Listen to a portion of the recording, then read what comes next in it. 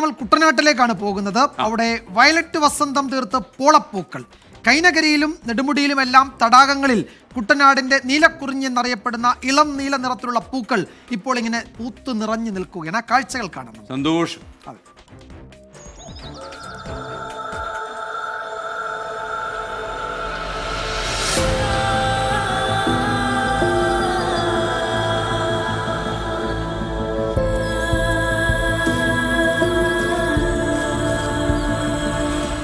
തടാകമാകെ പൂക്കൾ തിങ്ങി നിറഞ്ഞിരിക്കുന്ന കാഴ്ച ആരെയും ആകർഷിക്കും. വേനലിൽ കുട്ടനാടിന്റെ ഗ്രാമീണ ഭംഗിക്ക് മാറ്റുകൂട്ടുന്നത് ഈ പോളവസന്തമാണ്.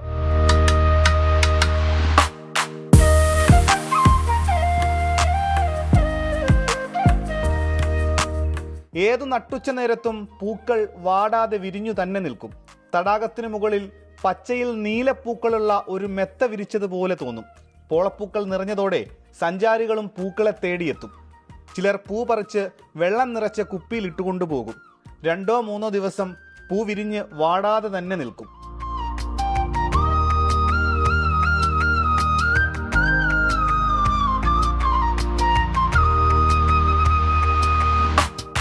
ഭംഗിയെ പറ്റി എന്നാ പറയാന്? നല്ല ഭംഗിയാ, നല്ല ഭംഗിയാ, കാണാൻ നല്ല ഭംഗിയാ, നല്ല സ്റ്റൈലാ. എവിടെയാണേലും പലരും വന്ന് ഇങ്ങനെ ഫോട്ടോ എടുക്കുന്നുണ്ട്. ഹൗസ് ബോട്ടുകാര് ഫോട്ടോ എടുക്കുന്നുണ്ട്, ഗസ്റ്റുകളൊക്കെ വന്ന് കാണുന്നുണ്ട്. അവർ രാവിലെയൊക്കെ വന്ന് ഇങ്ങനെ നിരന്ന് നിൽക്കും. ഒത്തിരി ഇല്ലാണ്ട് അവിടെയൊക്കെ കണ്ട അങ്ങനെ അങ്ങ് നിൽക്കും. കാണാൻ നല്ല ഭംഗിയാ. പോള പൂക്കുന്നത് കുട്ടനാട്ടുകാർക്ക് പതിവ് കാഴ്ചയാണ്. കർഷകർക്കാകട്ടെ ഇതത്ര ആസ്വാദകരവുമല്ല. പാടങ്ങളിലും ജലാശയങ്ങളിലും ഇവ തിങ്ങി നിറയുന്നതോടെ കൃഷിക്കായി വലിയ തുക ചെലവഴിക്കേണ്ടി വരുമെന്നതാണ് കാർഷിക മേഖല നേരിടുന്ന വെല്ലുവിളി. എത്ര വാരി മാറ്റിയാലും വീണ്ടും ഓരോ വർഷവും പോള തിങ്ങി നിറയുന്നതോടെ ജലഗതാഗതത്തെയും ഇത് സാരമായി ബാധിക്കാറുണ്ട്.